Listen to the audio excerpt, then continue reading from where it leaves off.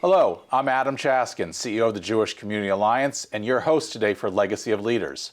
Today I have with us our special guest, Dr. Quinton White, the Executive Director of the Marine Science Research Institute at JU.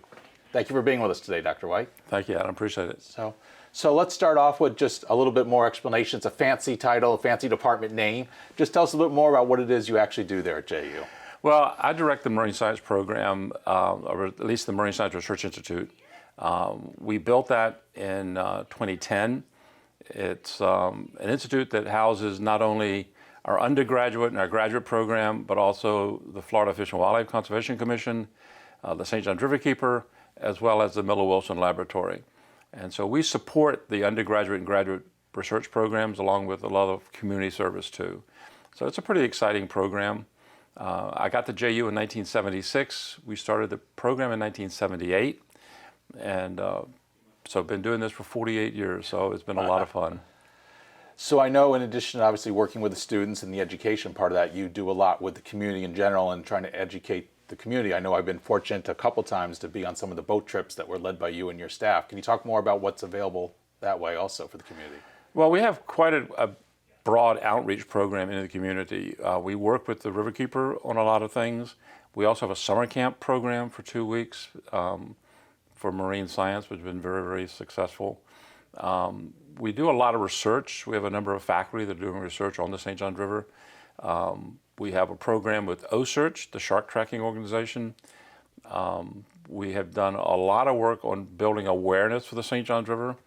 Being in Jacksonville and being located right on the river, close to the ocean, has made us a great location to do research and to outreach. And I think the St. Johns River, as people know, is the lifeblood of Jacksonville in a lot of ways.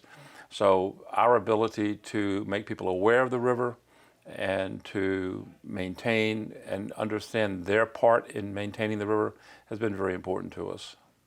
And you were sharing with me earlier some exciting news about some things upcoming and some grants that have come your way to help out near the ocean? Well, things are always changing. As long as I've been at JU, the students who graduated have complained because they didn't have something when they were there. And I said, yeah, that's the way it goes. We partnered with OSearch.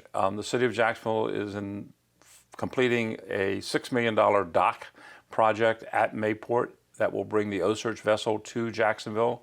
This is an exciting addition to us. The vessel right now has been in Brunswick, Georgia, because there's really no good place to berth it in Jacksonville. So the city's built this dock. We think it's a huge addition to our program.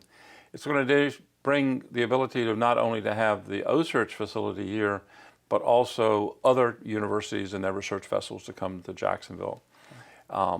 That was a $6 million project. We've also gotten a $5 million grant from the city of Jacksonville, from the state of Florida, to build a world-class headquarters for OSearch, an outreach education facility at Mayport. So we hope to break ground in about a year for that. And it's an exciting addition to Mayport. We think it's going to rejuvenate Mayport in a lot of ways. It's going to bring people to Mayport for the outreach, the shark education, things like that. So we're excited about that.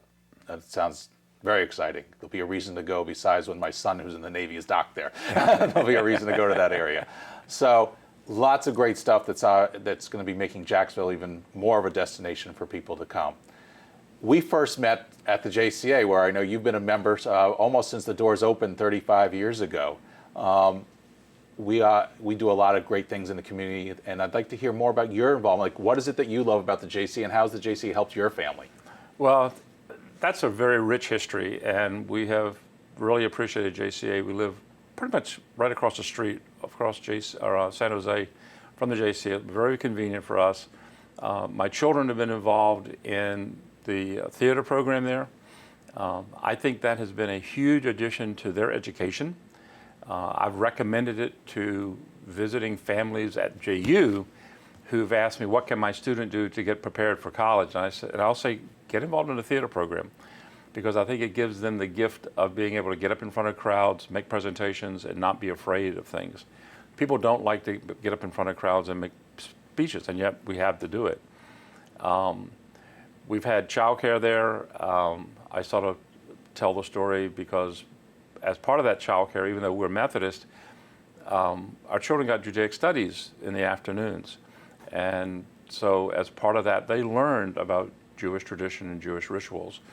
We had a situation one time where some friends of ours were lighting a menorah, and they were surprised that my children knew the prayers, and I thought that was a tremendous addition to our education. And I also work out there almost every morning when I can, so that's part of my personal well-being and health. Well, thank you so much for sharing that story and giving another example how the JCA is there for the entire community. This has been another episode of Legacy of Leaders. If you'd like to get more information about this program and other episodes, you can go to iwantabuzz.com. Thank you very much for being with us today.